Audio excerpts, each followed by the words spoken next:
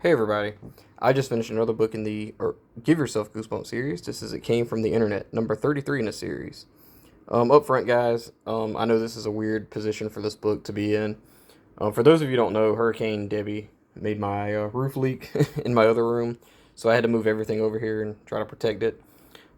Supposedly, my landlord fixed everything, so I haven't really had a chance. It rained like one time since Hurricane Debbie, and nothing I could really tell nothing. So I didn't want to move everything back over. So that's why everything's kind of like this. It's very crowded in my room. So yeah, let's go over the cover really quick. We got the spider monster on the front. Really cool. He's grabbing a Coke can. I love the little Easter eggs with the other Give Yourself Goosebumps books and the It's Only a Nightmare poster, which I have read and I do remember liking it a little bit, but I don't remember much about it. I remember something about gargoyles. That's about it. I'll be probably rereading that eventually to do a book review. But yeah, this was a buddy read, and me and my friend picked this book because for those of you who don't know, I haven't had internet in like years. Like even as a kid, I never had internet. Never really thought you needed it. Um, so yeah, we eventually got internet. My girlfriend actually got it, and she was like, "Yeah, you need to quit living like a hermit." So yeah, we actually got internet, and I was like, you know what? This calls for a special occasion. Let's read It Came from the Internet. I know. I like to relate everything to real life. But yeah, the story itself is about you and your friend Mark. You're telling your friend Mark about this, your computer. It's got this like lumpy thing on the screen that starts swelling up. And he comes upstairs with you, and you're looking at it, and you see these letters pop up that says, "Help me," you know? And it basically says, "Help me, I'm Spider, I'm trapped," or whatever. And you inform Mark that you downloaded this thing called a web crawler, or the web crawler's name is Spider, I think, and you downloaded it. And basically, he tells you, you shouldn't download like free things, and it's free. You shouldn't download it. It's very bad for your computer. It's gonna give it a virus and all this stuff.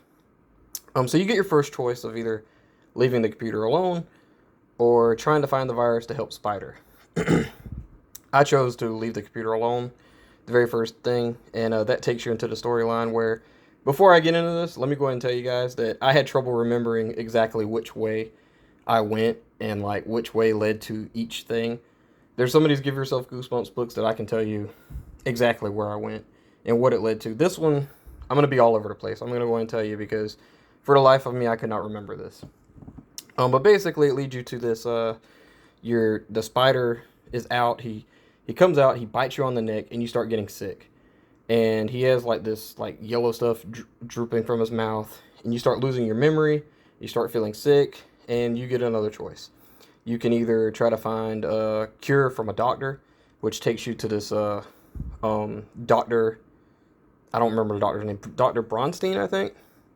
And I remember that one was pretty fun, but I didn't like it as much as the one that took you to virtual reality, which is you basically meet this girl named Rachel who's this expert on computers, and she's basically like a Twitch streamer. She has this room full of like different things and like different things to do with computers and stuff like that. And you actually go inside the computer and you get to surf like on surfboards and go to different websites and different things like that, which was really cool.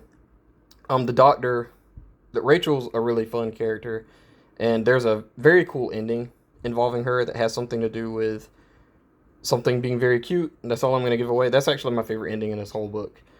But yeah, I don't know what my worst ending was. I remember like thinking like this is my worst ending, but I don't remember what it is. So I'm sorry. But yeah, the doctor storyline wasn't amazing to me.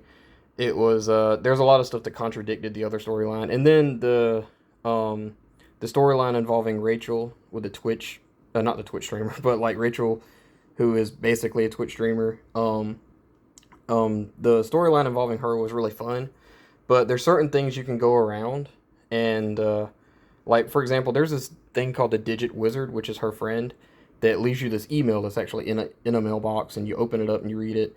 And there's certain things involving the email that get you different endings, but you can actually go without reading the email, which I didn't like because I felt like you needed to read the email. That should have been just, normal. There's some little word puzzles and different things like that. But yeah, Spider's the coolest part of this book. Um, and the fact that he can actually bite you, make you lose memory, like you forget who your parents are, and things like that. That's very scary, you know. And that's actually things that happen in real life, not the thing coming out of the computer and biting you. But yeah, there's some clever like wordplay with the microchips being like chips and dip, the surfing the web like on a surfboard, and the web crawler being web browser. Spider. I looked at Michael Goosebumps fan, and that that's something to do with like spyware, which I wasn't a big computer guy, so I don't know anything about any of that. But yeah, this one was okay. Like I felt like it was fine.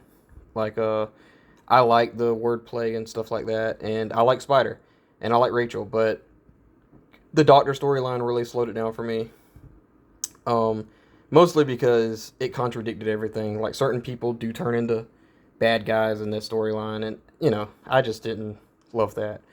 I like to keep everything canon and normal. But yeah, yeah, this was I give it a 3 out of 5 stars. Nothing crazy. Um, but please guys in the comment, let me try that again. Please let me know in the comments below, what did you think about It Came From the Internet? There's also this, I wanted to mention too, there's also this thing where they mentioned the Goosebumps website, which is actually really cool. And I actually really enjoyed that because it went perfect with this book.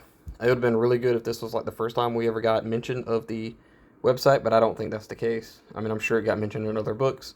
But yeah, I gave It Came From the Internet a 3 out of 5 stars. I didn't think it was great. There's some good scenes.